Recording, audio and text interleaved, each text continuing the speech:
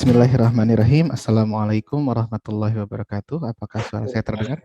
Waalaikumsalam warahmatullahi wabarakatuh. Bagus dok ya. Alhamdulillahirabbil alamin allazi anzala sakinata liqulubil mu'minin liyajadadu imanan ma imani. Wassalatu wassalamu ala nabiyyina Muhammadin wa ala alihi wa sahbihi radhiyallahu taala anhum ajma'in wa sallimu tasliman katsira. Asyhadu an la ilaha illallah, asyhadu anna Muhammadar Rasulullah. Ikhwati fillah rahimakumullah, Allahu yahudu bi aidina illa ma fihi khairun lil islami wal mu'minin. Yang saya hormati, mohon maaf sebelumnya, mohon izin kepada bapak-bapak, ibu-ibu, kepada Ibu Wakil Menteri. Mohon izin saya akan memberikan penghormatan saya yang pertama dan yang utama kepada seorang pensiunan Kementan yang hadir pada kesempatan kali ini, di Zoom kali ini, seorang pensiunan dari Balai Penelitian Tanaman Sayuran, Ibu Nung Murtiningsih, Sarjana Pertanian. Beliau seorang perempuan yang mulia. Beliau adalah ibu saya. Alhamdulillah bisa hadir pada kesempatan kali ini. Bapak Ibu, ini adalah pertama kalinya dalam sejarah hidup saya memberikan materi disaksikan oleh ibu saya sendiri. Dan ampun Paralun, saya tidak berani untuk mengajar istilahnya berenang kepada entog gitu ya. Ya, saya sampaikan penghormatan saya yang pertama kepada ibu saya. Bapak Ibu, karena beliaulah saya bisa ada dan saya bisa memiliki ilmu yang akan kita diskusikan pada malam hari ini. Karena beliaulah saya bisa ada di tengah Bapak Ibu sekalian, dan mudah-mudahan seandainya sekiranya ilmu yang kita diskusikan kali ini menjadi amal jariah bagi saya dan bagi kita semua. Saya berdoa mudah-mudahan seluruh kumpulan pahala jariah tersebut tersampaikan kepada beliau, Ibu Nung Murtiningsih, Sarjana Pertanian, dan mudah-mudahan kita semua bertemu kembali di surganya Allah Subhanahu wa taala. Ibu hatur nuhun atas tiasa nepangan deta dina Zoom ieu Ibu. Hatur nuhun. Yang berikutnya, yang terhormat Ibu Wakil Menteri Bu Desi dan para aktivitas Kementan, baik yang masih aktif maupun yang sudah pensiun. Mudah-mudahan apa yang kita diskusikan pada malam kali ini dicatat oleh Allah Subhanahu wa taala sebagai pemberat amal timbangan bagi kita semua. Baik, Bapak Ibu, saya sangat berbahagia. Saya sangat berbahagia bisa diundang pada forum ini. Dulu itu Pak Bu, saya itu waktu kecil lari-larian Pak Bu di kebun di Balitsa itu, ikut ibu saya itu lari-larian. Kadang melihat betapa luar biasanya gitu ya kementerian ini, balai ini dalam mencoba untuk menunjang mengembangkan ketahanan pangan terutama gitu ya, seperti itu. Dan luar biasa kalau kita belajar dari apa yang ditanam, diteliti, bibit yang unggul itu menjadi sesuatu yang utama dan terus perbaikan kesananya, maka itu kiranya yang bisa kita terapkan pada kehidupan kita, Bapak Ibu. Kita mungkin banyak dosa, kita banyak kesalahan, tapi kita bisa setiap harinya kita bisa belajar dari apa yang terjadi sebelumnya untuk mengembangkan hal baru yang itu jadi lebih baik lagi. Itu yang saya pelajari mungkinnya ketika saya lari-larian di Balai Penelitian Tanaman Sayuran. Varietas unggul di mana-mana luar biasa, Bapak Ibu. Bapak Ibu, saya mohon izin untuk share screen, sekedar ilmu sederhana, tidak banyak, mudah-mudahan bisa diterima oleh Bapak Ibu dan ya mudah-mudahan bisa dimengerti ya, insya Allah. Dan saya sangat terbuka untuk diskusi apabila Bapak Ibu membutuhkan penjelasan lebih lanjut. Baik, Bapak Ibu, di sini saya memberi judulnya agak-agak begini ya Bu, ya, agak-agak berat. Jadi kita ingin mendiskusikan bagaimana malam ini kita bisa mengoptimalisasi usia dan jasad kita dalam produktivitas amal kebaikan. Tentu ujungnya adalah kita semua pengen surga kan ya Bapak Ibu ya. Nggak ada dari kita yang satupun yang pengen neraka deh gitu kan, nggak ada gitu ya. Kita pengen surga semuanya gitu. Dan ini saya akan mencoba untuk memberikan sebuah kajian yang mudah-mudahan kita bisa menyadarkan diri kita, termasuk saya pribadi, untuk bisa lebih produktif dalam amal kebaikan ke depannya. Ya, saya Deta Tanuwijaya, saya dokter spesialis kedokteran fisik dan rehabilitasi, ahli mufal olahraga klinis. Base saya adalah di Kemdikbudristek. Saya adalah dosen di Fakultas Kedokteran Universitas Pajajaran. Dan karena saya dosen di Fakultas Kedokteran, maka rumah sakit pendidikan utama saya di Hasan Sadikin Bandung dan rumah sakit jejaring saya di RSUD Al Ihsan, Provinsi Jawa Barat. Ya, silahkan Bapak Ibu juga bisa berinteraksi dengan saya melalui Instagram. Dipersilahkan, saya sangat welcome. Bapak Ibu, sebelum kita memulai, saya ingin memulai dengan sebuah situasi. Mari kita coba mempelajari sebuah kasus ya.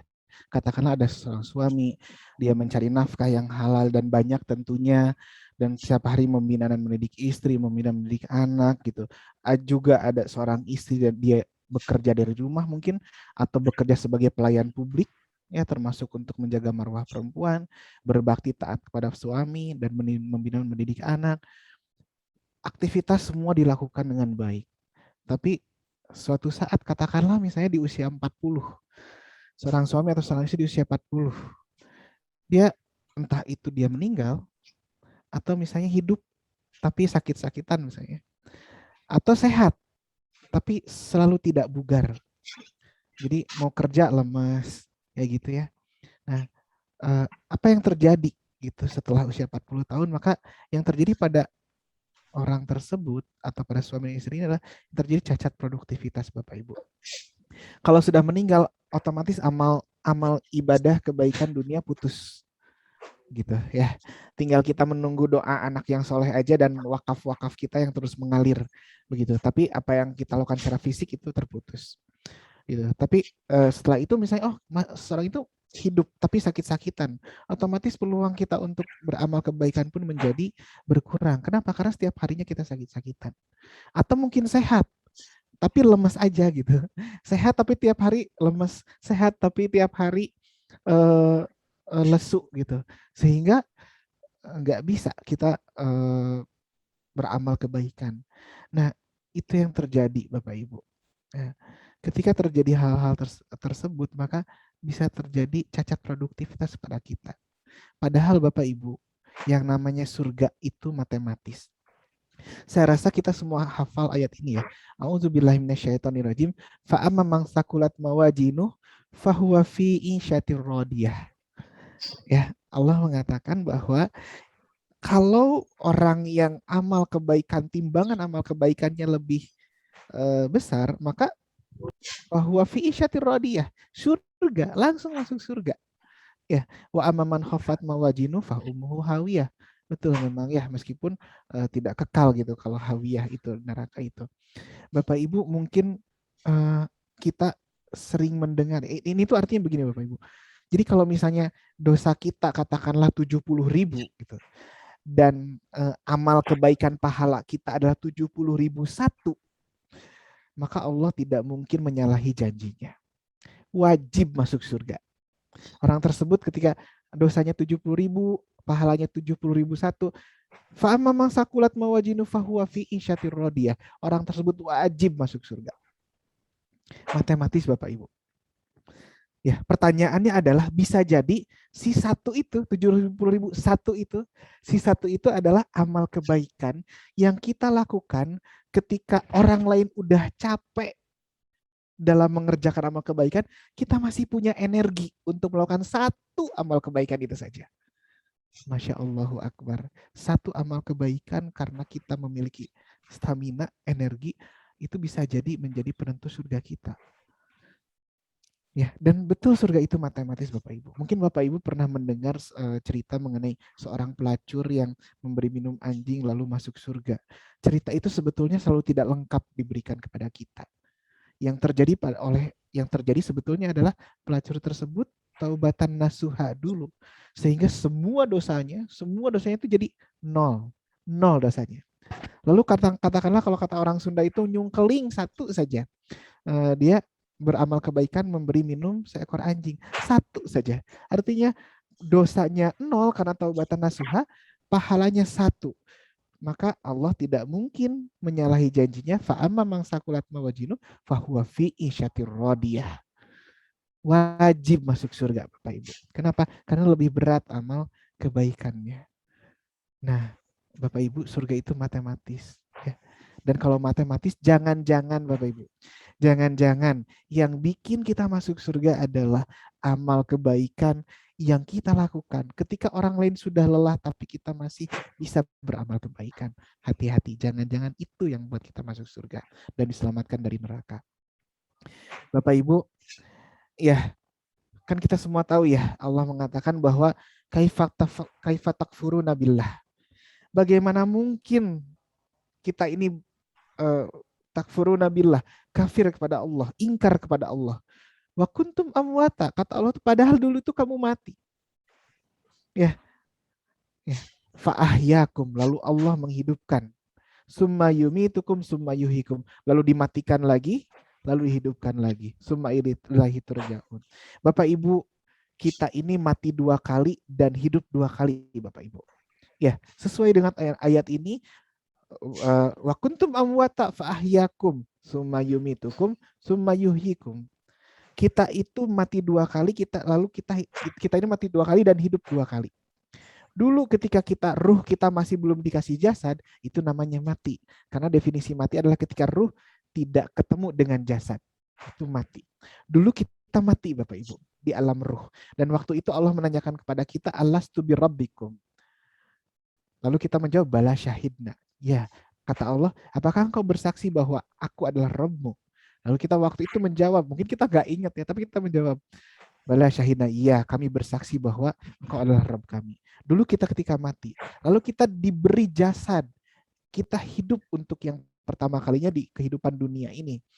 Ya, lalu kita nanti akan mati, dicabut ruh kita, dan kita akan masuk ke alam kubur, begitu, dan kita akan diberi jasad lagi suatu saat di akhirat nanti, dan kita akan hidup lagi, begitu Bapak Ibu. Nah, sayangnya Bapak Ibu, kalau kita bandingkan jasad kita yang pertama dengan jasad kita yang kedua nanti, itu jelas jauh berbeda Bapak Ibu.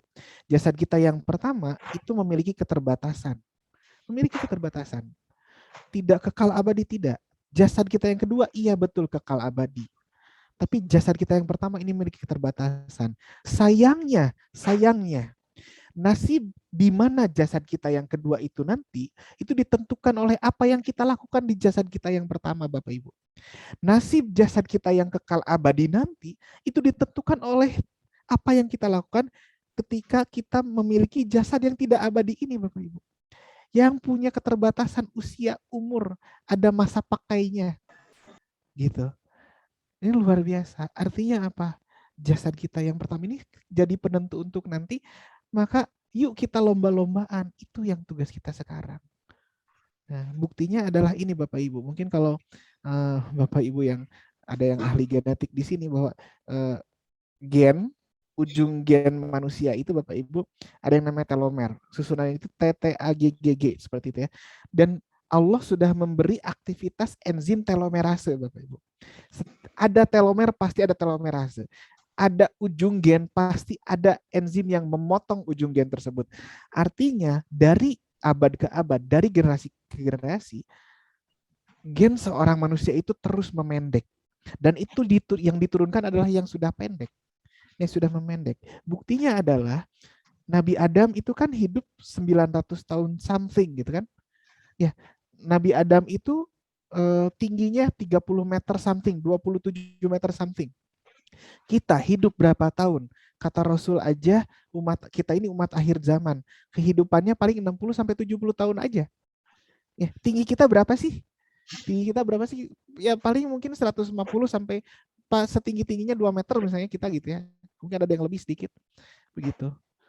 Nah, dari situ saja sudah kelihatan penurunan kualitas jasad seorang manusia dari generasi ke generasi.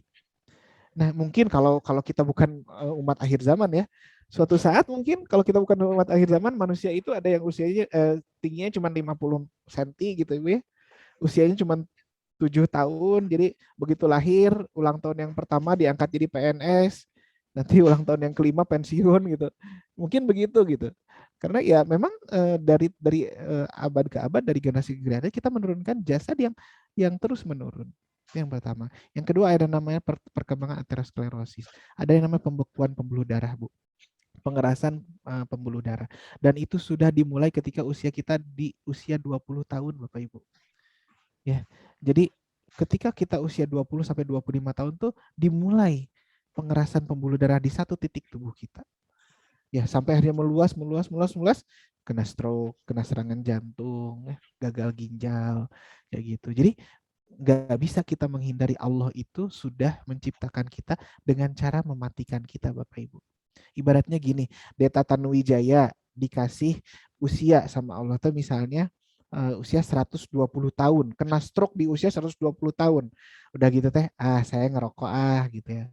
Itu tuh ibaratnya saya narik tuh dari usia 120 tahun, saya tarik ke usia 90 tahun, stroke-nya kejelik gitu ya.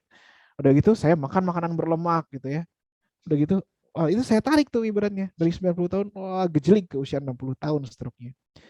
Terus saya nggak pernah olahraga, itu tarik tuh, dari 60 tahun saya tarik lagi. Ya contohnya begitu Bapak Ibu.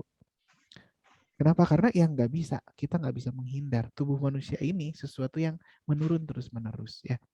Padahal Bapak Ibu, kalau Bapak Ibu yang mungkin ada yang pernah baca buku Ar-Risalatut Ta'lim, di situ ada sebuah bab bernama Al-Amal gitu ya, dan di bab Al-Amal itu ada bagian mengenai Al-Maratibul Amal atau proyek amal Islami.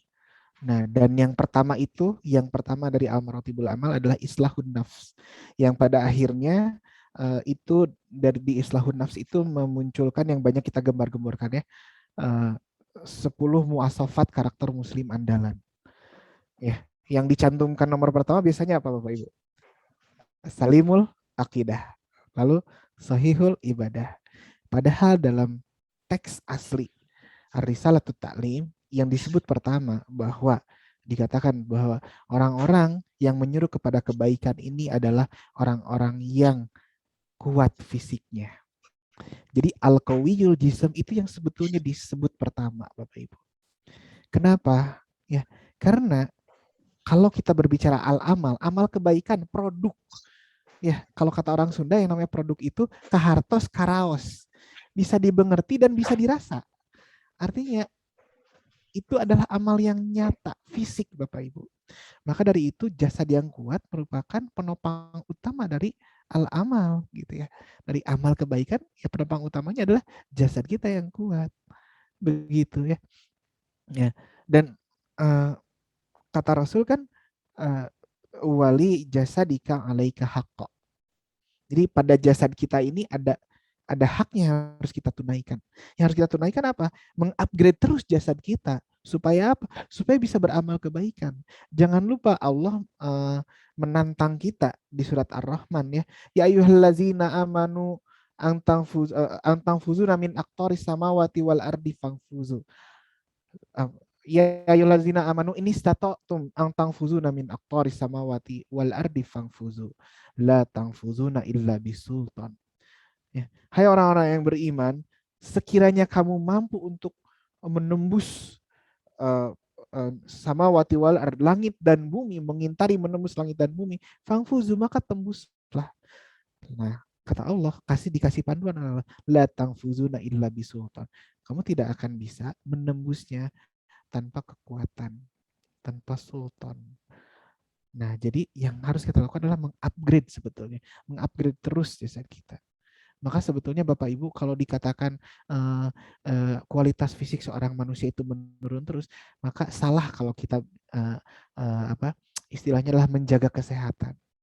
Kurang tepat Bapak Ibu. Yang betul adalah meraih kesehatan. Karena kesehatan sesuatu yang harus diraih, sesuatu yang harus dilatih. Kalau dijaga, dibiarkan, ya menurun terus kan. Tabiat jasad kita menurun terus.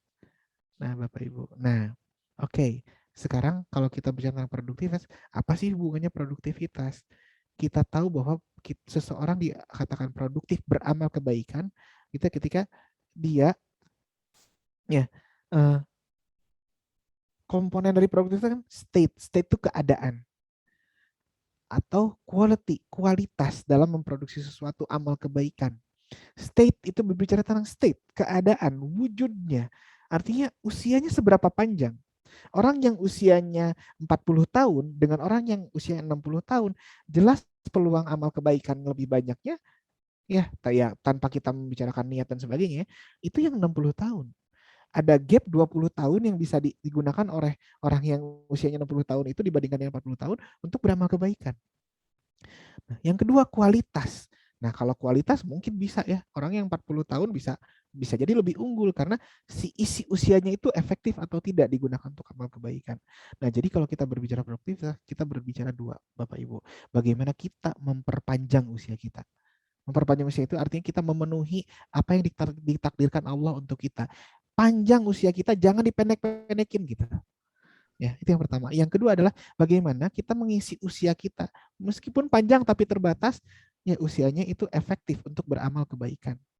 Oke, jadi Bapak Ibu, nah kenapa saya membahas itu? Karena Bapak Ibu, ya Allah itu sudah menciptakan kita dengan cara mematikannya ya. Kalau tadi kan ada pengerasan pembuluh darah, memang terbukti Bapak Ibu di tahun 2017 saja kematian karena gangguan pembuluh darah seperti stroke, hipertensi, serangan jantung dan sebagainya itu hampir 600.000 Bapak Ibu. Hampir 600.000 kematian dalam setahun. Ditambah lagi diabetes misalnya, penyakit tidak menular gitu. Itu 97.000, hampir 100.000 kan kanker aja hampir 200.000. Artinya apa? Hampir 1 juta ya enggak 1 juta, hampir ya betul hampir 1 juta gitu. Orang meninggal di tahun 2017 itu karena penyakit tidak menular. Dan kalau dibilang penyakit tidak menular, kan bukan karena orang lain ya. Enggak misalnya gini, saya kena stroke karena apa? Karena saya berkunjung kemarin sama tetangga saya yang stroke. Enggak, kan enggak kayak gitu. Ada orang tua saya kena serangan jantung kenapa? Gara-gara sebelumnya berkunjung ke orang yang serangan jantung, kan enggak gitu gitu. Kena stroke, kena serangan jantung ya karena apa yang kita lakukan sendiri gitu. Karena penurunan kondisi tubuh kita. Nah, maka kita harus di-upgrade Bapak Ibu jasad ini kalau kita mau beramal kebaikan lebih begitu ya. Dan kalau kita lihat data ini Bapak Ibu ya tahun 2017, puncak-puncaknya kematian karena penyakit tidak menular itu di usia 50-an tahun sampai 60 tahun. Tapi kalau orang statistik yang menarik itu bukan itu sebetulnya. Kita lihat di usia kapan mulai terjadi kenaikan signifikan. Dan ternyata kenaikan signifikan mulai terjadi di usia 15-20 tahunan Bapak Ibu. Jadi apa yang terjadi di usia 50-60 tahun ini adalah buah dari apa yang kita tanam di usia 20 tahunan kita Bapak Ibu. Sebuah perjalanan yang panjang. Maka dari itu mulai dari sekarang, ayo kita hidup sehat. Ayo kita perpanjang usia kita. Penuhi takdir Allah untuk usia kita. Jangan dipendek-pendekin usia kita gitu ya. Yang kedua, efektifkan usia kita ya. Nah, gimana caranya Bapak Ibu? Yang pertama, enggak ini yang pertama sih. Semuanya cukup terangkum di sini. Kementerian Kesehatan sudah mewacanakan kepada kita mengenai germas. Ya, oh kita bingung, udah cukup ini aja jadi patokan kita Bapak Ibu ya. Bagaimana kita dalam tanda kutip memperpanjang usia. Pertama, cek kesehatan secara rutin. 6 bulan sekali ketemu dokter. Meskipun tidak ada keluhan, berkonsultasi, curhat dan sebagainya. Yang pertama. Yang kedua, enyahkan asap rokok. Jangan didekati asap rokok. Bagi yang sudah merokok, tolong berhenti sedikit demi sedikit hingga berhenti. Yang ketiga, rajin aktivitas fisik atau olahraga. Ini yang nanti akan saya bahas cukup detail. Yang keempat, diet seimbang. Saya rasa sudah kata Dokter Regi, ini sudah pernah ada materinya ya, jadi saya tidak akan bahas. Lalu berikutnya adalah istirahat yang cukup dan kelola stres. Dua ini mungkin akan sedikit saya bahas sedikit ya, gitu karena berhubungan dengan apa yang ada di dalam dalil Al-Quran. Nah nanti yang agak detailnya tentang olahraga aktivitas fisik. Nah ini saya agak loncat dulu ke mengelola stres. Bapak Ibu, gimana kita mengelola stres Bapak Ibu? Allah telah mengatakan di surat Al-Hadid, maaf, ma asaba min musibatin fil ard wala fi anfusikum illa fi kitabim min qabli an nabra'aha. Bahwa apa musibah yang terjadi di fil ard, ya, di bumi ini, wala fi anfusikum, dan di dirimu, apa yang terjadi pada di dunia ini dan pada diri kita, illa fi kitabim min qabli an nabra'aha. Itu tuh sudah tertulis Bapak Ibu.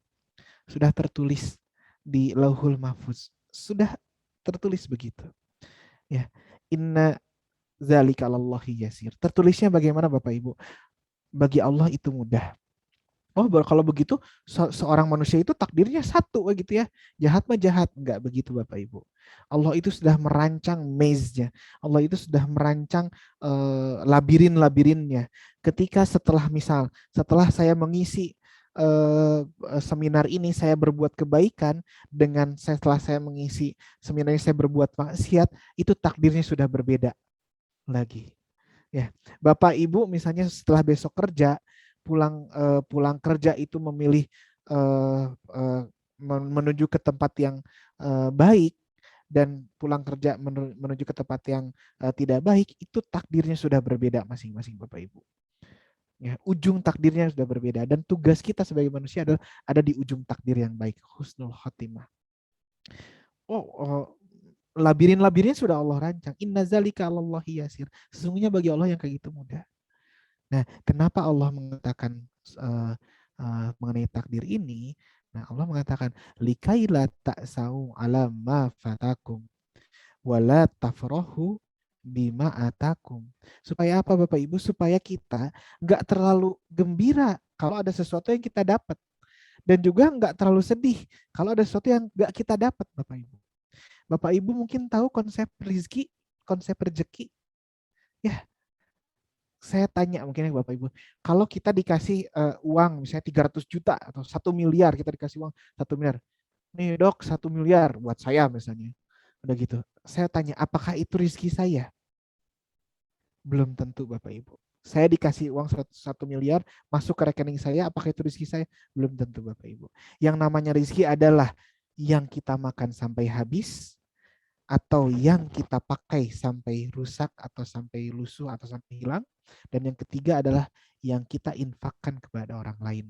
Saya dikasih 1 miliar bulan ini, tapi saya makan semewah-mewahnya berapa sih? Misal 15 juta misalnya makan, yang mampu saya makan 15 juta. Ya, berarti yang rezeki saya adalah yang 15 jutanya itu gitu ya. Betul ya? Yang 990 juta kurang 15 juta itu belum tentu rezeki saya. Masih ada di rekening. Belum tentu rezeki saya, buktinya apa? Besok saya meninggal, kan nggak saya nikmati, betul tidak? Uang yang di rekening itu nggak rezeki saya. Nah, jadi Allah mengatakan ya, gimana sih kita ngelola stres? Ya, likaila ta'sau ala ma fatakum wala tafrahu bima atakum. Kita nggak usah terlalu bahagia dengan apa yang kita dapat, dan kita nggak usah terlalu sedih dengan apa yang nggak kita dapat Bapak Ibu. Karena belum tentu yang kita dapat itu rezeki kita. Dan belum tentu yang nggak kita dapat itu bukan rezeki kita, belum tentu.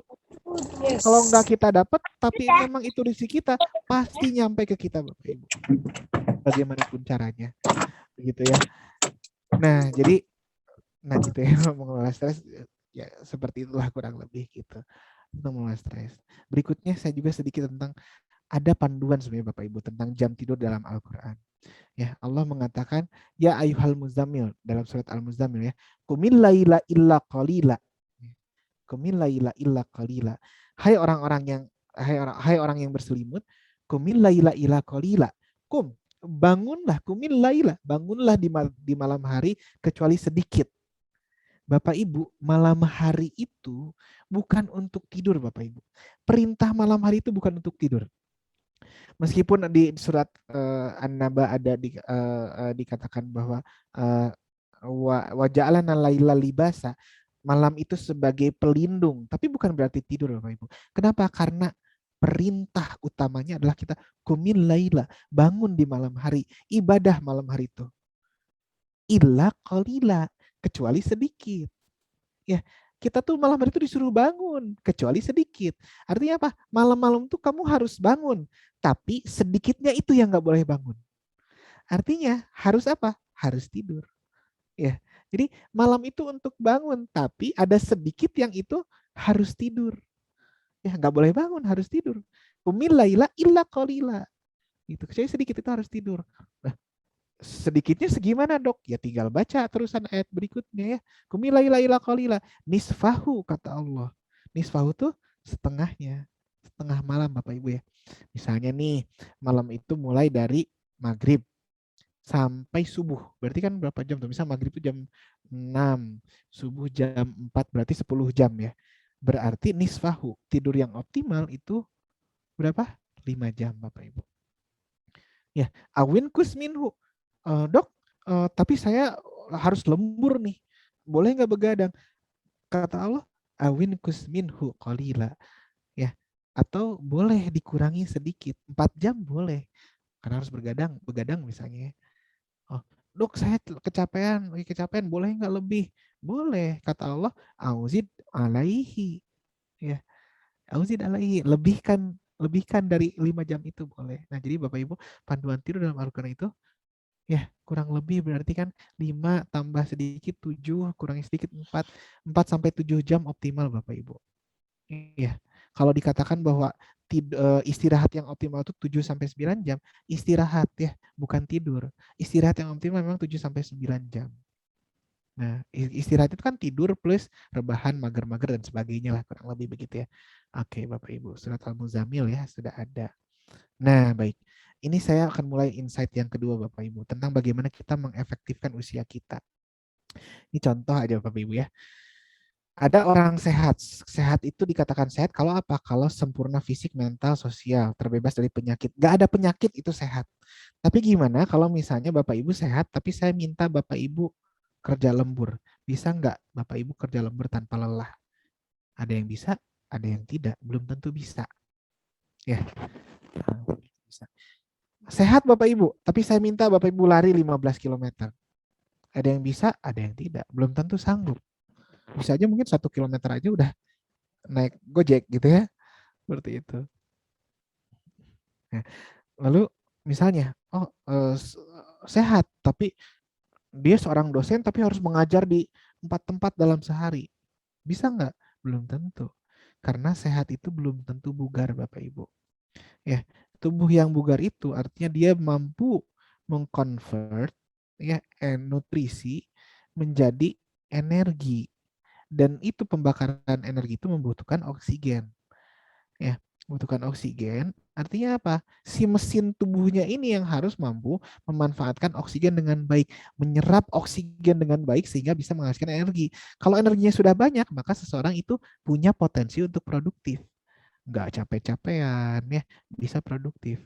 Pertanyaannya adalah gimana caranya ya supaya tubuh kita menyerap oksigen. Nah, jadi di dalam tubuh itu ada yang namanya VO2 max. Jadi VO2 max itu adalah ukuran kebugaran. Dia adalah bagaimana tubuh kita, kemampuan tubuh kita untuk mengkonsumsi oksigen maksimum per kilogram berat badan per menit.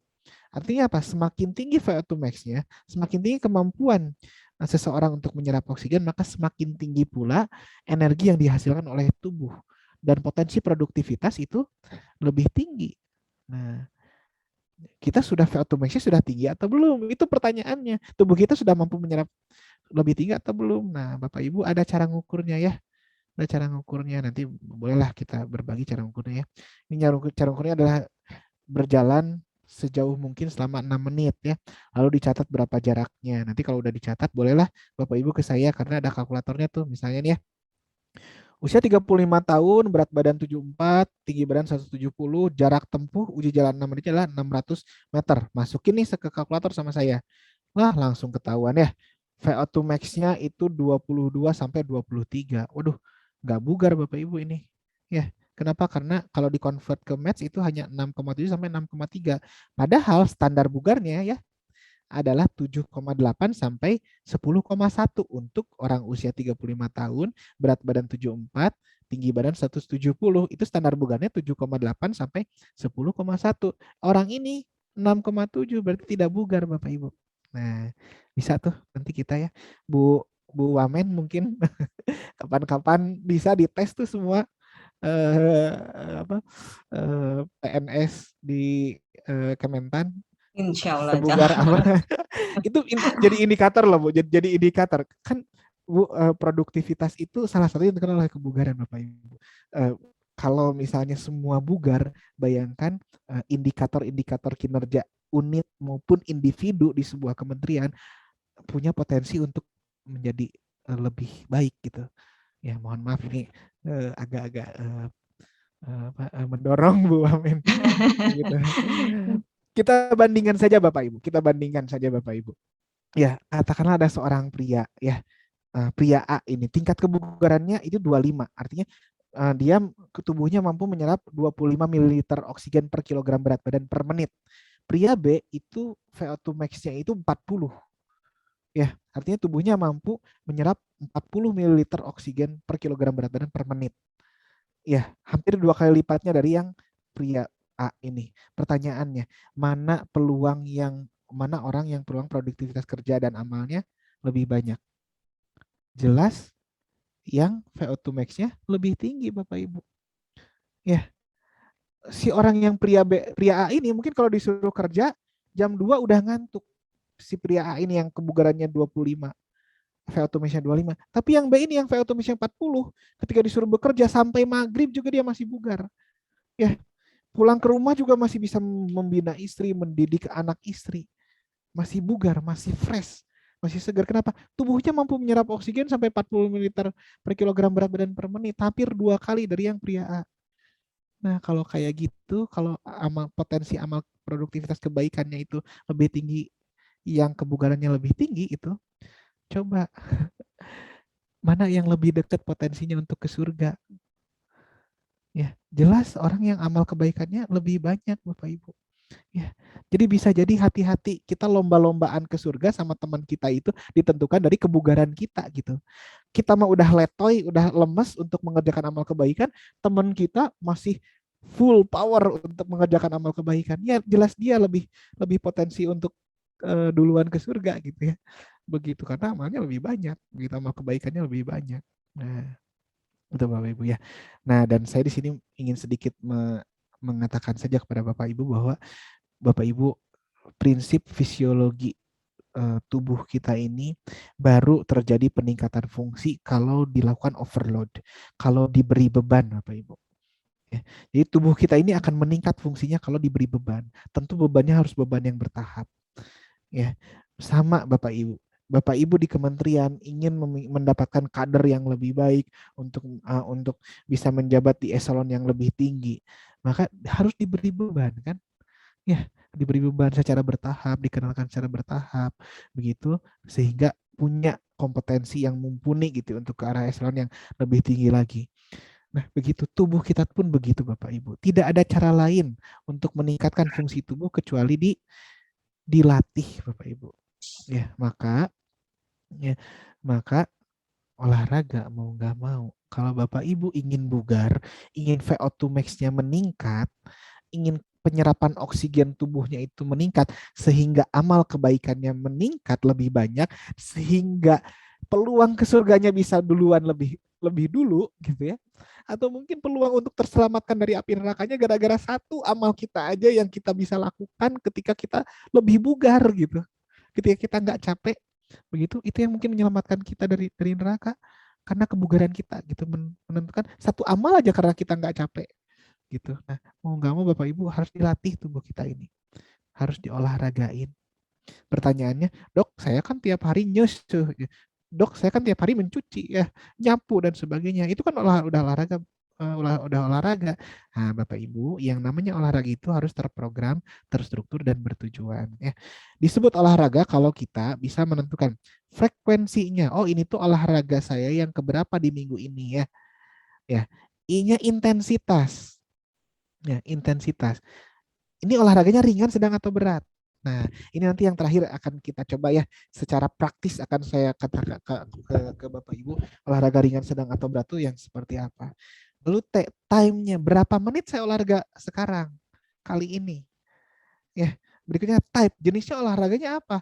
Kebugaran, aerobik, atau kekuatan, angkat beban, dan sebagainya. Ya, begitu. Nah, saya nitip satu nih tentang tentang gimana kita memulai olahraga. Banyak dari kita yang, wah ayo kita mulai olahraga gitu ya. Kita mulai olahraga. Yuk kita mulai olahraga seminggu sekali deh jogging. Nah, kira-kira benar atau salah Bapak Ibu? Salah. Yang betul dalam memulai olahraga itu adalah yang betul adalah frekuensinya harus tinggi. Artinya harus sering, tapi intensitasnya harus rendah dulu. Artinya harus santai. Jadi jangan seminggu sekali tapi jogging, jangan. Mending tiap hari tapi jalan santai. Paham ya Bapak Ibu ya? Jadi kalau Bapak Ibu, waduh saya tobatlah dari nggak berolahraga, saya mau olahraga. Kenapa? Karena saya pengen peluang masuk surganya lebih tinggi supaya lebih bugar. Gitu kan? Oke, saya mau mulai olahraga. Yang betul adalah oke, saya mau olahraga tiap hari, tapi saya mulai dengan jalan santai. Itu yang betul. Bukan dengan, oh saya, yuk kita olahraga seminggu sekali, jogging. Oh gitu kan. Nah, yang betul adalah kalau kita mau memulai olahraga, prinsipnya kita jarang olahraga, kita mau olahraga, frekuensinya harus tinggi, harus sering. Intensitasnya mulai dari yang rendah, alias harus santai. Jadi harus sering tapi santai ya. Sering tapi santai. Lama-lama boleh dibalik. Intensitasnya dinaikkan, dinaikkan, dinaikkan jadi olahraga sedang atau olahraga berat misalnya ya. Frekuensinya diturunkan. Jadi nggak tiap hari deh, 5 kali seminggu. Nah, boleh kayak gitu ya. Lama-lama bisa begitu. Oke, paham ya Bapak Ibu, mudah-mudahan paham. Oke, nah baik. Di sini saya akan memperlihatkan rekomendasi dari WHO mengenai pola hidup sedentary, olahraga dan pola hidup sedentary. Dan rekomendasi ini ada di jurnal ilmiah yang dikeluarkan di bulan Desember 2020. Artinya saat di tengah-tengah pandemi Bapak Ibu. Di tengah-tengah pandemi. Jadi di tengah-tengah pandemi WHO masih mengeluarkan rekomendasi olahraga. Ya, karena memang dibutuhkan, termasuk untuk menjaga imunitas juga gitu ya, selain ke arah produktivitas. Ada arahan untuk anak remaja, ya dewasa, dewasa itu 18 sampai 64 tahun, lansia di atas 65 tahun, ada yang untuk ibu hamil menyusui, ada juga yang untuk golongan khusus. Nah, baik. Nah, Bapak Ibu, ini saya sedikit aja mungkin ya untuk anak-anak Bapak Ibu. Jadi Bapak Ibu, anak-anak Bapak Ibu itu harus berolahraga setiap hari ya, setiap hari minimal 1 jam, dan olahraganya adalah dengan olahraga bermain ya. Artinya Bapak Ibu harus memaksa anak-anak untuk bermain secara fisik, jangan pakai gadget ya, minimal 1 jam sehari. Bapak Ibu harus memaksa anak-anaknya untuk main keluar. Ya di lingkungan, tetap jaga prokes tapi ya. Untuk main secara fisik minimal 1 jam sehari. Jangan gadget. Nah, dan kata WHO, dari tiap hari itu setidaknya 3 harinya itu harus intensitas berat. Artinya 3 hari dari salah satu di seminggu itu harus mainnya sampai capek. Ya. Jadi pilih 3 hari yang mainnya harus sampai capek. Nah, kamu main di luar sampai capek ya gitu. Kalau belum capek jangan pulang. Gitu kan arahan WHO begitu gitu. Nah, gitu ya. Oke, itu untuk anak-anak. Dan anak-anak harus dibatasi ini ya, waktu di depan layarnya ini harus dibatasi di depan gadgetnya ya. Oke, sekarang untuk dewasa, bagaimana rekomendasi olahraganya? Olahraganya adalah dalam seminggu itu 150 menit sampai 300 menit. Dan ini baiknya dibagi dalam ya 4 sampai 5 hari. Katakanlah tapi kan kalau tadi yang baru memulai 7 hari dulu boleh. Nah, tapi kalau udah terbiasa dibagi dalam 4 sampai 5 hari per pekan. Jadi kalau 150 menit dibagi ke dalam 5 hari, berarti Bapak Ibu cukup berolahraga setiap harinya 30 menit. Intensitasnya adalah di intensitas sedang. Gimana olahraga intensitas sedang? Nah, nanti terakhir akan saya ajarkan bagaimana cara menghitung olahraga intensitas sedang ya. Gitu. Atau boleh sampai 300 menit, artinya sampai 1 jam gitu ya.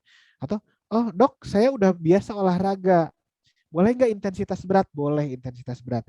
Dan kalau Bapak Ibu olahraga intensitas berat, waktunya dikurangi. Jadi cuma 15 menit per olahraga. Ya, sampai 30 menit aja, cuma 15 menit per olahraga. Gitu ya. Dan ditambah 2 kali latihan kekuatan otot, push up, sit up, dan sebagainya ya. Begitu. Nah, itu untuk dewasa. Sekarang untuk lansia bagaimana? Untuk lansia hitungannya begini. Loh, dok kok sama? 150 sampai 350 menit per pekan. Ini juga yang beratnya sama 75 sampai 150 menit per pekan. Kok sama yang dewasa? Yang bedanya apa? Yang bedanya adalah intensitasnya Bapak Ibu. Intensitas sedang bagi seorang lansia itu bisa jadi tidak sama dengan intensitas sedang dengan bagi seorang dewasa. Nanti saya ceritakan bagaimana ya. Nah, untuk lansia juga sama 2 kali sepekan baiknya latihan kekuatan dan 3 kali sepekan baiknya latihan keseimbangan ya, tai chi, yoga dan sebagainya ya. Baik. Nih, untuk ibu hamil, nah dibatasi hanya boleh olahraga intensitas sedang dan sekali olahraganya kalau sepekannya 5 kali, itu sekali olahraganya itu 30 menit saja. Begitu ya. Oke. Baik, Bapak Ibu, bagaimana loh? Dok, gimana loh? Tadi kan dokter bilang intensitas sedang, ringan, sedang, berat. Gitu kan. Untuk dewasa itu harus olahraga 150 sampai 300 menit per pekan intensitas sedang. Boleh lebih apa? Boleh lebih singkat, boleh cuma 15 menit. Boleh cuma 75 menit per pekan. Tapi intensitasnya harus berat. Gimana dok yang sedang yang berat teh? Kalau futsal itu sedang atau berat? Ah, kata saya mah berat dok. Nah, kalau kiper, kan kiper nggak lari-larian. Ya, jadi Bapak Ibu, olahraga ringan sedang berat itu tidak ditentukan dari jenis olahraganya. Ya, di sini saya coba ajarkan bahwa olahraga ringan sedang berat itu ditentukan dari denyut nadi kita saat berolahraga. Ada cara menghitungnya Bapak Ibu ya. Jadi yang pertama harus dihitung, nggak apa-apa ini direcord kan ya, bisa diputar berkali-kali ya. Kalau nggak ngerti putar lagi aja Bapak Ibu. Atau nanti kita bisa diskusi dengan saya, slide ini pun akan saya kasih. Ya. Pertama kita hitung dulu denyut nadi maksimal. Denyut nadi maksimal adalah 220 dikurangi usia. Nah, ini adalah denyut nadi yang tidak boleh ditembus oleh kita. Nanti akan saya coba contoh perhitungannya. Lalu setelah itu kita tentukan denyut nadi olahraganya bagaimana, pakai persentase dari denyut nadi maksimal tadi. Nih, contohnya gini ya.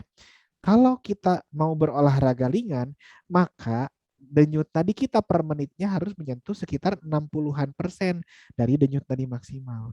Kalau kita mau berolahraga sedang, maka apapun olahraga kita, maka denyut nadi kita harus menyentuh di 70-an% dari denyut nadi maksimal.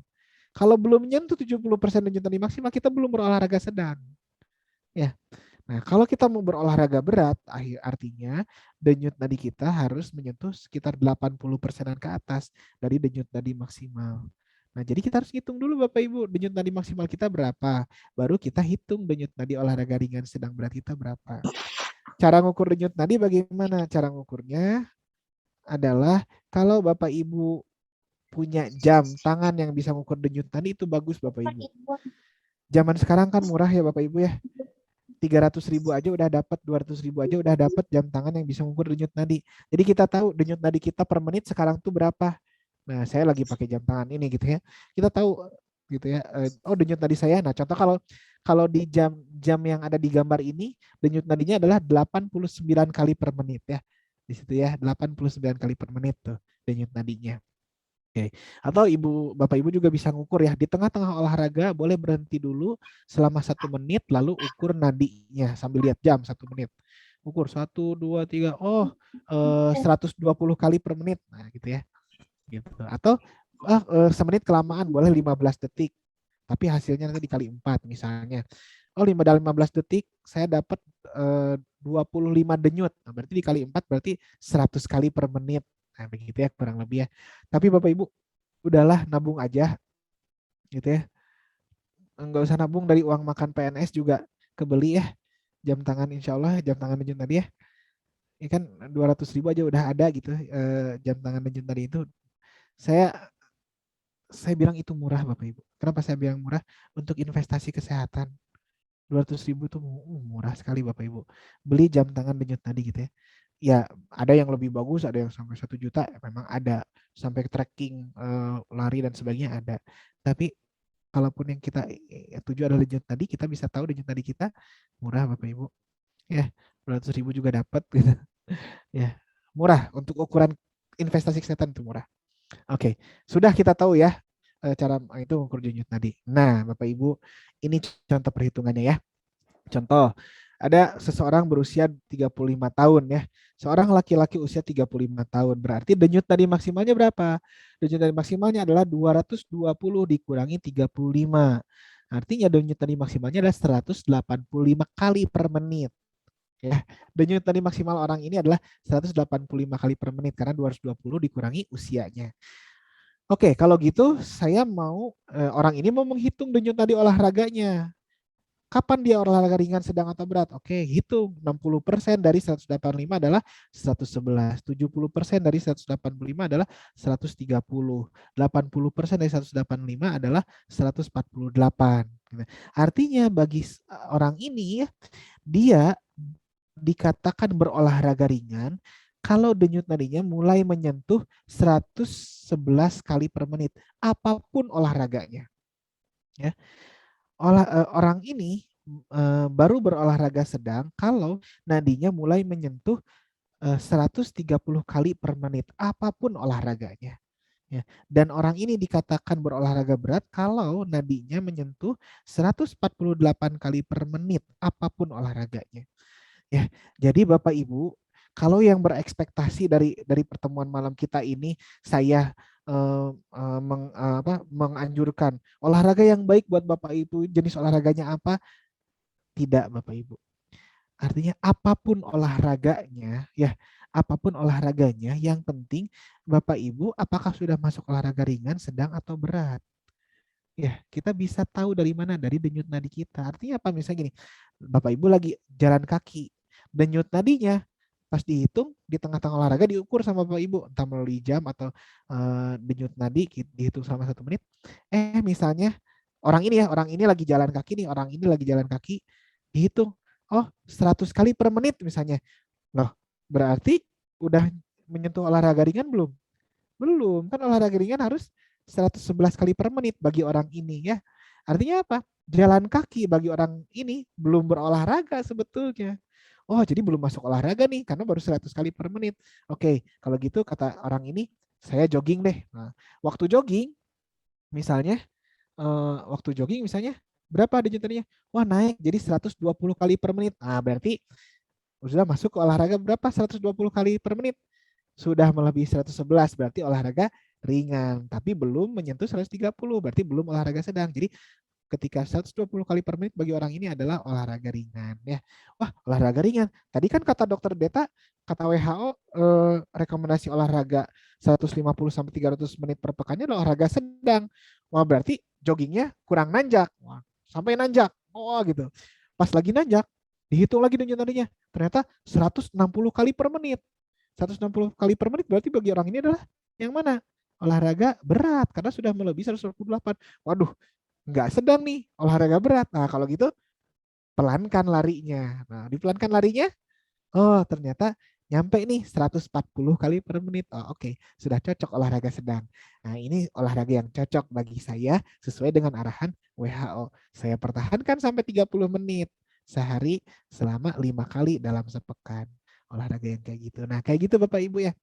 Jadi apapun olahraganya Bapak Ibu, apapun olahraganya. Saya itu selalu ya kalau ada yang konsultasi ke saya, dok, saya ibu rumah tangga, begini aktivitas saya begini. Dok, saya jualan online aktivitas saya begini. Olahraga apa yang cocok buat saya? Dok, saya dosen, saya PNS, kerja kantoran begini kesibukannya dari jam segini. Apa olahraga yang cocok bagi saya? Jawaban saya Bapak Ibu kepada semua orang itu selalu sama. Olahraga yang cocok bagi Bapak Ibu, ya sekali lagi, olahraga yang cocok bagi Bapak Ibu adalah olahraga yang dilaksanakan. Paham ya Bapak Ibu ya? Jadi olahraga yang cocok bagi kita adalah olahraga yang dilaksanakan. Itu yang cocok buat kita. Jadi jangan tanya saya olahraganya apa dok gitu. Ya olahraga yang cocok adalah olahraga yang Bapak Ibu laksanakan gitu. Itu yang cocok gitu ya. Ya apapun olahraganya, yang penting kata WHO olahraga sedang. Artinya Bapak Ibu harus ngitung dulu denyut nadi maksimal, hitung olahraga denyut nadi olahraga sedang itu berapa. Nanti ketika berolahraga, apapun olahraganya, ya diukur denyut nadinya. Udah nyampe mana nih olahraganya, udah ringan, sedang atau berat. Begitu ya. Oke. Nah, ya ini contoh olahraga kebugaran ya. Bisa jalan kaki, jogging, bersepeda, atau kalistenik yang dilakukan di rumah juga ya kayak jumping jack, mountain climber, side step, bahkan senam SKJ sekalipun bisa. YouTube sekarang udah banyak tentang olahraga gitu ya contohnya. Tapi harus disesuaikan dengan tadi ya. Jadi harus dihitung denyut nadinya. Ya, frekuensi, intensitas, time dan type-nya bagaimana sesuai dengan arahan WHO tadi Bapak Ibu ya. Oke, jadi ini mungkin 2 slide terakhir ya. Apa yang terjadi nih kalau misalnya kita berolahraga ya? Jadi yang terjadi saat kita berolahraga itu ya, yang terjadi saat kita berolahraga adalah nih, ketika olahraga metabolisme kita membaik ya. Sirkulasi darah kita juga membaik ketika kita berolahraga. Nah, ketika setelah kita berolahraga, nah lihat ya, protein dan karbohidrat itu bisa diserap dengan lebih baik, Bapak Ibu. Nutrisi protein dan karbohidrat itu lebih baik diserap ketika kita baru selesai berolahraga. Ya, jadi ada window period, ada golden window periodnya yang itu protein dan karbohidrat itu diserap lebih baik 4 kali lebih cepat gitu ya. Itu ketika kita selesai berolahraga, gitu ya. Nah lalu, nah ini penting nih. Jadi setelah kita berolahraga itu mulai tuh keluar yang namanya endorfin. Endorfin itu adalah morfin alami bagi tubuh yang diproduksi oleh tubuh. Jadi morfin tahu kan Bapak Ibu ya, obat penenang gitu ya. Jadi morfin alami. Jadi bahagia kita tuh ya, bahagia gitu. Hormon bahagia lah kalau kita sebut hormon bahagia. Jadi morfin alami, endorfin itu mulai keluar ya sesaat setelah kita berolahraga begitu. Nah, jadi kalau pengen bahagia banyakin olahraga ya. Gitu. Nah, terus beberapa jam setelah olahraga nih pernafasan kita jadi lebih baik, kitanya nggak insomnia ya, insomnia. Terus beberapa pekan kita rajin berolahraga, yang terjadi adalah nah jantung dan pembuluh darah bekerja lebih baik, stamina kita lebih baik. Dan kalau kita bicara stamina, artinya kita bisa bekerja lebih lama. Kalau kita bisa bekerja lebih lama, artinya potensi amal kebaikan kita lebih banyak daripada orang lain. Dan kalau potensi amal kebaikan kita lebih banyak dari orang lain, potensi kita masuk surga juga lebih besar begitu Bapak Ibu ya. Nah, itu terus setelah beberapa bulan kita berolahraga. Nah, nih mungkin Bu Wamen ya kalau misalnya ada PNS, saya juga ASN ya. Kalau ada ASN yang susah gitu mengambil keputusan itu susah gitu. Lambat ngambil keputusan tuh. Kalaupun cepet tuh bener wae gitu. Nggak bener ngambil keputusan tuh. Mungkin bisa jadi dia kurang olahraga. Karena orang yang berolahraga, rutin olahraga itu, otaknya itu ya rata-rata membuat keputusan itu cepat dan benar gitu. Kurang lebih begitu ya. Jadi mungkin harus diolahragakan gitu. Kalau nggak ya hese ngambil keputusan itu susah gitu ya. Mungkin harus diolahragain gitu. Nah, jadi setelah bertahun-tahun olahraga, ekspektasi hidup meningkat, proses penuaan menjadi menurun. Bapak Ibu, artinya apa? Ya kita nggak terjadi keringkihan. Oke, slide terakhir Bapak Ibu ya. Nih slide terakhir. Saya ingin tunjukkan kepada Bapak Ibu di slide terakhir. Lihat.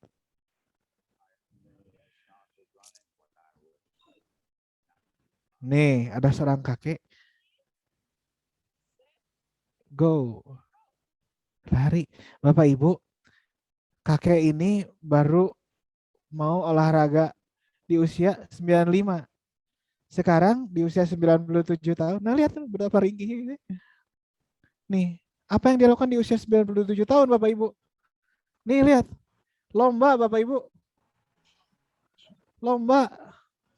Lihat. Nah, dan dia jadi juara dunia Bapak Ibu. Jadi juara dunia lari untuk kategori usia 95 sampai 100 tahun. Jadi juara dunia Bapak Ibu. Baru mulai olahraga lari usia 95 tahun. Usia 97 tahun lihat. Kalau tadi kan ringkih ya. Kalau tadi ringkih larinya.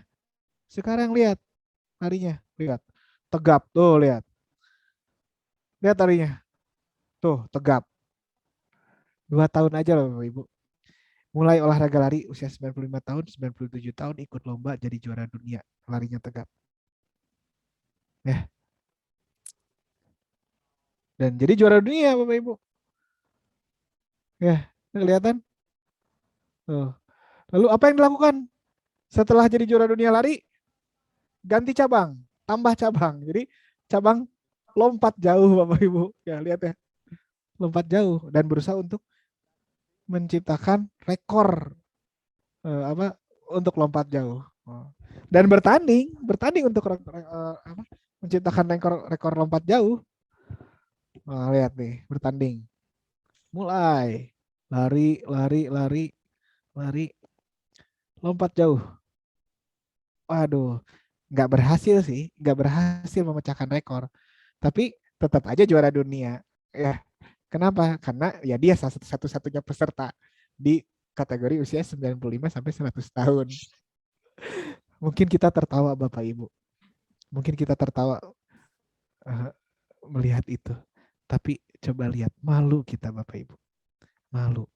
Kakek-kakek usia 95 tahun mulai olahraga usia 95 tahun. Di usia 97 tahun dia sudah membuktikan hasilnya dengan mencatatkan prestasi-prestasi. Ya, Bapak Ibu ya. Malu kita, usia kita mah ada yang usia 95 tahun di sini? Saya rasa tidak ada ya. Gitu. Malu kita Bapak Ibu.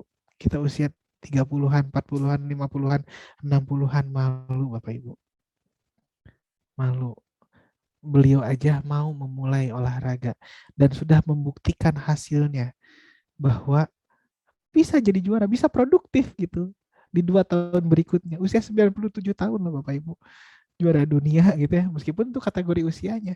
Tapi that was something. That was very very something Bapak Ibu. Jadi Bapak Ibu, ya kapan kita memulai untuk memenuhi takdir kita usia panjang dan usia kita produktif? Kapan saatnya? Sekarang Bapak Ibu. Malu kita sama kakek-kakek usia 95 tahun yang mau memulai dan menuai hasilnya di 2 tahun berikutnya. Kita mah belum ada yang 95 tahun. Ayo kita mulai Bapak Ibu. Ayo kita mulai, kita upgrade jasad kita ya sehingga usia kita lebih kita memenuhi hak yang diberikan oleh Allah, takdir yang diberikan oleh hak yang diberikan oleh Allah di usia sepanjang itu, nggak mendek-mendekin, dan usia yang kita amalkan, yang kita isi itu menjadi produktif. Karena apa? Karena kita bugar Bapak Ibu. Begitu. Dan mudah-mudahan betul-betul ya, mudah-mudahan ketika kita bugar kita bisa beramal kebaikan lebih banyak. Jangan kaget Bapak Ibu kalau suatu saat kita ketemunya nggak di Zoom. Kita ketemunya bareng Bu Wamen, bareng ibu saya juga, bareng saya di surga insya Allah. Baik, itu saja mungkin al-haqqu mir rabbik wala takunanna minal mumtarin. Assalamualaikum warahmatullahi wabarakatuh. Saya serahkan kembali kepada MC. Waalaikumsalam warahmatullahi wabarakatuh. Masya Allah, luar biasa penyampaian dari Dr. Deta. Sungguh sangat praktis sekali ya. Sangat menggugah sekali ini untuk kita, apalagi kalangan ASN Kementerian Pertanian, untuk sering-sering olahraga. Kalau di kantor pusat itu mengelilingi kantor saja mungkin udah cukup ya. Atau naik tangga gitu kan, dari lantai 1 sampai lantai 9 pagi-pagi. Itu ada tuh teman kita yang rutin ya, Mas Yono, Kang Beni itu, rutin dia. Dari tangga 1 sampai tangga 9. Pagi aja tapi siang nggak kuat ya. Baik, luar biasa sekali dokter materi pada malam hari ini. Dan banyak juga yang bertanya ini. Mungkin sebelum saya bacakan pertanyaan-pertanyaannya, barangkali ada yang mau bertanya langsung. Ini ada Ustadz Agustin ini, mau tanya langsung. Monggo. Silakan Ustadz Agustin. Orang awam. Terima kasih, Ustadz. Bismillahirrahmanirrahim. Assalamualaikum warahmatullahi wabarakatuh. Ustadz, Waalaikumsalam, Ustaz. Pendeta, Bapak Ibu yang dirahmati oleh Allah. Alhamdulillah. Jazakallahu khair, nuhun pisan, Dr. Deta. Sebaya dengan anak ketiga saya ini, Pak. Ini kakek sudah hampir 70, Pak. Pensiunan PNS di yayasan sekarang, Yayasan Mujahidin. Putranya lucu dan udah jadi yang soleh ya. Nah, saya kebetulan 2 tahun terakhir ini sedang mempelajari Al-Quran, Pak. Termasuk diantaranya olahraga itu, Pak. Olahraga. Masya Allah. Ternyata di Al-Quran itu paling tidak ada 318 ayat, Pak, berkenaan dengan olahraga. Baik olahraga fisik, kemudian rohani, jasmani, dan mental. Sebenarnya saya tadi sudah nulis, Pak Ustadz, di sana ya, tapi kebetulan penasaran lah, sami-sami di Bandung gitu kan. Mungkin videonya Pak Agustin. Tadi saya nyari Sunda. Nah, pertanyaan saya ada 3, mohon maaf, 20 detik lagi. Yang pertama, tadi saya setuju dengan meraih kesehatan. Meraih kesehatan. Udah ini, unmute ya saya. Meraih kesehatan. Nah, ada teman yang bicara kesehatan itu juga ada satu istilah yang sangat asing. Meraih kesehatan yang kafah. Apakah boleh nggak ditahbiskan kafah itu di ini apa namanya? Di istilah kesehatan. Artinya tadi kesehatan rohani, jasmani, mental, dan lain-lain. Yang kedua, saya mohon pencerahan atau advice lah. Saya sekarang masih olahraga goes, bersepeda, dan jalan pagi, Pak. Rutin ya. Mohon berapa dosis untuk aki-aki seusia saya 67 tahun. Itu barangkali sementara yang saya sampaikan. Nuhun pisan. Barakallahu fikum. Assalamualaikum warahmatullahi wabarakatuh. Waalaikumsalam warahmatullahi wabarakatuh. Mungkin langsung dijawab, Dokter. Baik, terima kasih. Waalaikumsalam warahmatullahi. Terima kasih Ustadz Agustin yang insya Allah dirahmati oleh Allah. Saya orang biasa, Pak. Orang awam. Baik, betul. Ya, saya sepakat dengan istilah bahwa kesehatan itu sesuatu yang kafah. Karena secara per definisi, yang mungkin tadi sudah sedikit timbul ya di slide saya, bahwa seseorang dikatakan sehat itu, WHO pun mengakui bahwa not only the absence of disease, tidak hanya absence of disease, tidak hanya orang itu nggak berpenyakit, ya, but also ke arah psikososial dan well-being. Artinya apa? Secara sosial dan secara psikologis juga harus sehat. Artinya secara spiritual juga betul harus sehat, Bapak Ibu. Nah, jadi kalau tadi saya memfokuskan ke arah jasadiah gitu ya, kan kita bukan hanya jasadiah ya, domain diri kita ketika dikatakan saya itu selain jasadiah juga ke arah fikriyah dan ke arah ruhiyah. Betul. Nah, karena kompetensi saya kedokteran fisik, maka saya fokuskan ke arah jasadiah, meskipun tadi karena mengelola stres dan sebagainya sudah saya singgung sedikit. Bapak Ibu, betul ya bahwa secara spiritual kita juga harus sehat. Secara sosial, psikososial, psikis kita harus sehat, Bapak Ibu. Iya, karena ada yang namanya ruhiyah. Begitu. Nah, jadi kalau misalnya dikatakan ruhiyahnya sehat atau bagaimana, sebetulnya kompetensinya lebih baik para ustadz yang beran ustadz ya gitu, kiai yang belajar mengenai ilmu-ilmu akidah, ibadah dan sebagainya. Tapi Bapak Ibu, yang harus dicamkan satu, mungkin harus kita perhatikan satu, bahwa tidak mungkin spiritual itu bisa meningkat kalau tanpa ritual. Gak mungkin spiritual seseorang itu bisa meningkat tanpa ritual. Misal Bapak Ibu mau apa misalnya mau jadi soleh tapi nggak melakukan ritual, nggak sholat misalnya, soleh ya nggak bisa ya. Nggak puasa misalnya, padahal Ramadan wajib, nggak puasa, nggak bisa. Jadi tidak mungkin spiritual bisa meningkat tanpa melakukan ritual. Wajib melakukan ritual Bapak Ibu. Ya, ritualnya sudah jelas lah, insya Allah ya. Ya, yang wajib-wajibnya ada, yang sunah-sunahnya banyak begitu. Jadi gimana cara meningkatkan spiritual? Ya coba dulu deh dawamkan ritualnya gitu. Insya Allah spiritual meningkat. Saya sepakat Ustaz, saya sepakat bahwa kesehatan itu harus kafah gitu. Nah, yang soal jasadiahnya tadi sudah yang saya katakan, ruhiyahnya mungkin silakan Ustadz-Ustadz yang diundang yang di sesi-sesi lain akan lebih berkompeten gitu. Cuman tadi aja sekilas dari saya begitu. Mengenai goes, Ustadz, jadi betul, rekomendasi WHO tetap terbagi dalam 4 sampai 5 hari per pekan selama 150 menit per pekan. Jadi Ustadz baiknya goes itu liburnya dalam sepekan cuma 2 hari.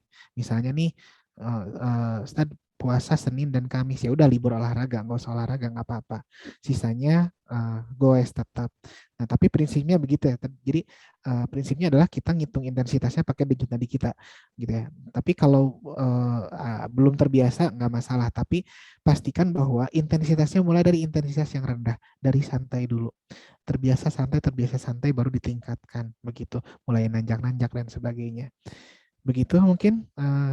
Aduh, punten sanes mapatahan ngojai ka entog. Siap. Jogging tadi satu lagi, jogging. Oke, baik. Untuk jogging mungkin untuk usia lansia harus dipastikan dulu tidak ada radang sendi, terutama lutut ya. Tidak ada radang sendi, terutama lutut, harus dipastikan dulu, konsultasikan dulu ke dokter apakah ada radang sendi, terutama di lutut. Nah, kalau ada radang sendi di lutut, memang sebaiknya bukan jogging, tapi bersepeda saja. Begitu, Ustaz. Ya, terima kasih, Ustaz.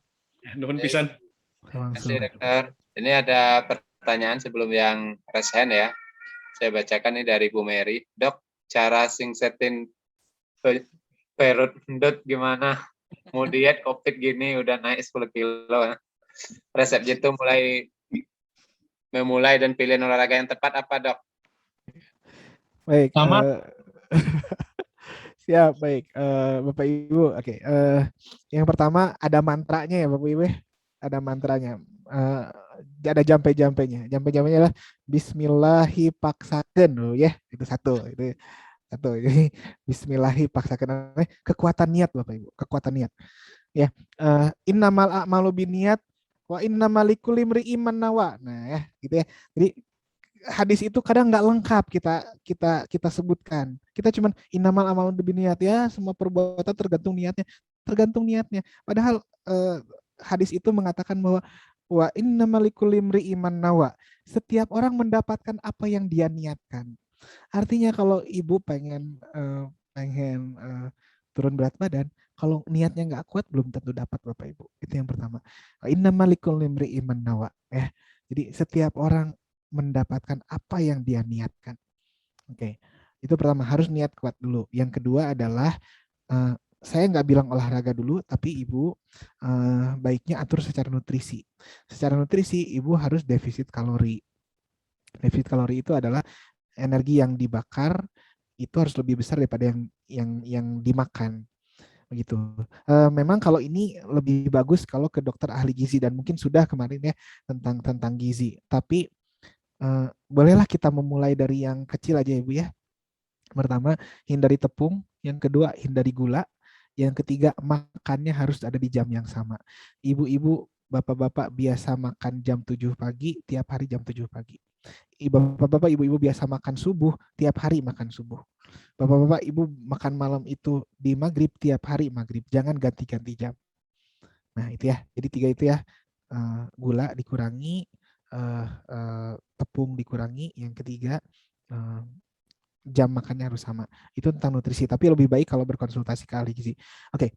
Berikutnya untuk olahraganya, sama seperti tadi ya, tapi olahraganya Bapak Ibu boleh pilih, yaitu olahraga ringan, tapi minimal 40 menit.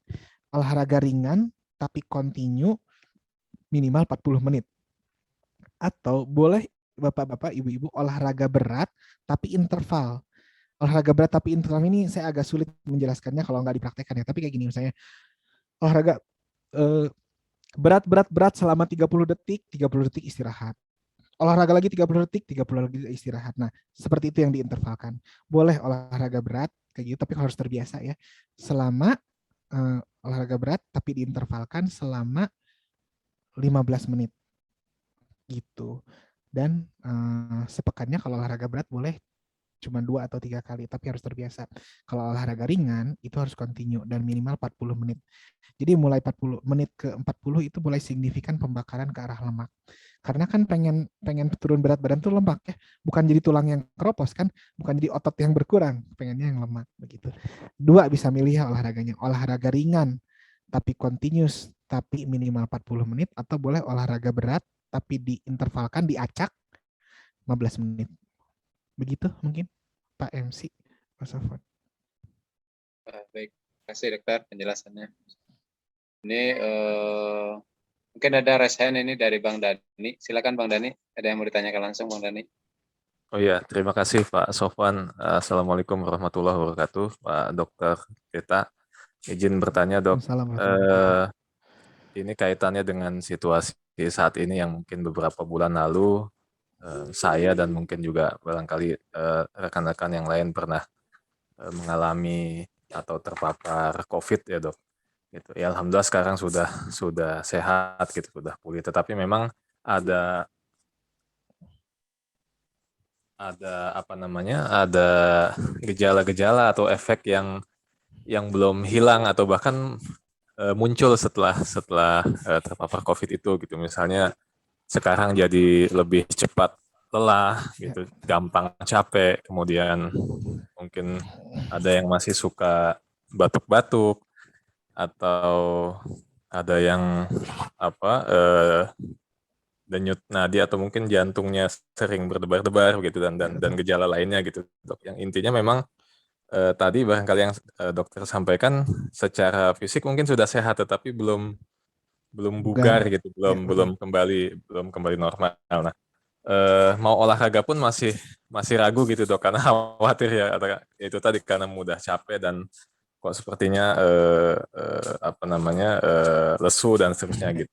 Mungkin kalau dari segi makan ya sudah cukup banyak gitu ya, artinya setelah pulih, setelah selesai isoman kan biasanya memang makannya lebih banyak dan lebih teratur gitu. Tetapi kenapa secara kebugaran belum bisa fit begitu dok? Nah ini gimana pemulihannya seperti apa dok? Gitu? Apa memang harus konsumsi vitamin terus gitu sebagaimana dulu mungkin pada saat isoman kan kita dianjurkan vitamin D, vitamin C dan seterusnya gitu, atau memang boleh mencoba olahraga tapi yang seperti apa gitu dok? Mohon petunjuknya. Terima kasih dok. Assalamualaikum warahmatullahi wabarakatuh.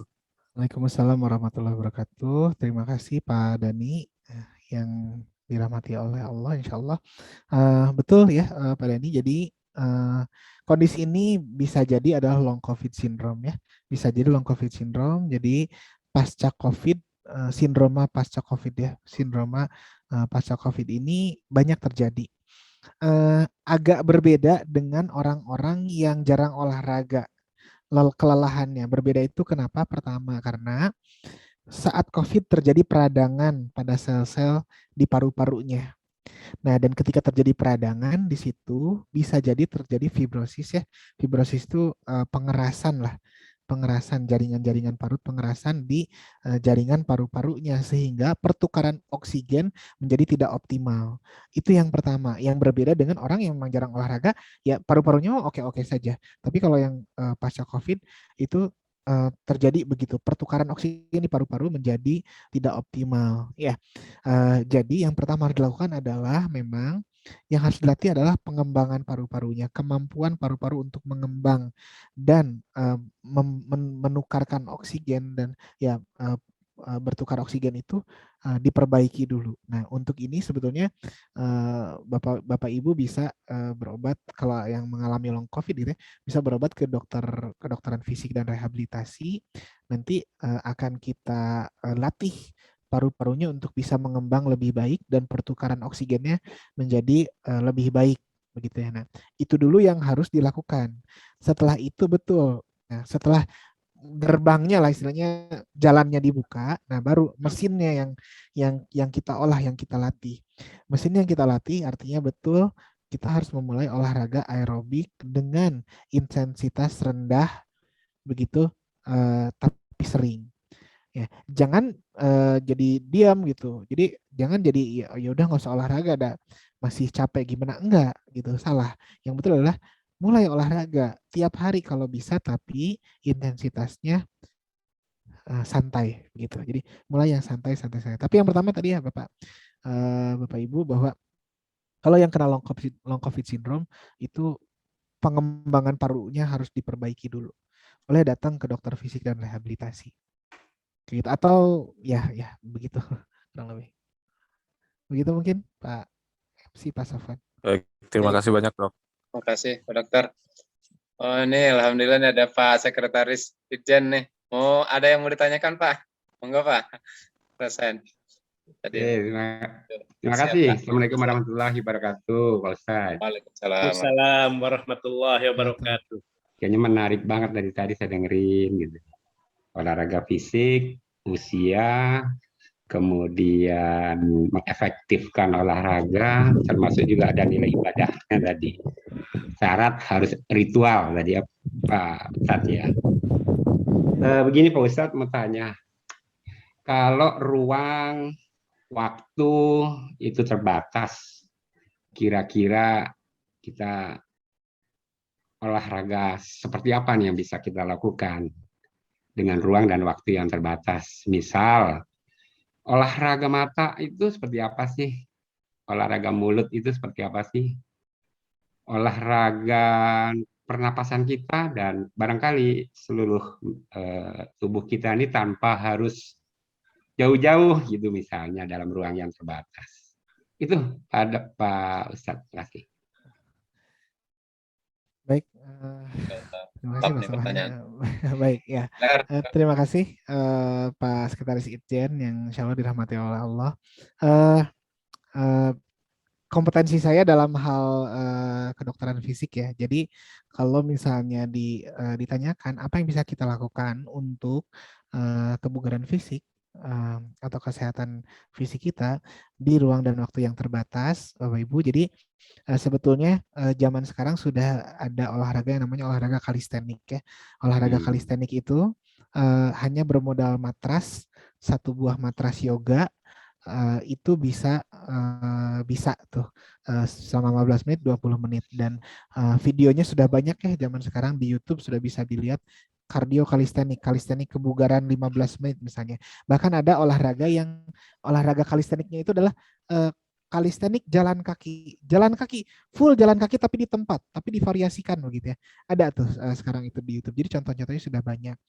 Nah, termasuk memang kalau misalnya ibu-ibu gitu ya, yang ada beberapa ibu-ibu yang merasa risih gitu ya untuk berolahraga di luar, gimana bisa bisa untuk berolahraga di dalam rumah dengan olahraga kalistenik. Jadi silakan mungkin bisa di browsing mengenai olahraga kalistenik di YouTube, sudah banyak.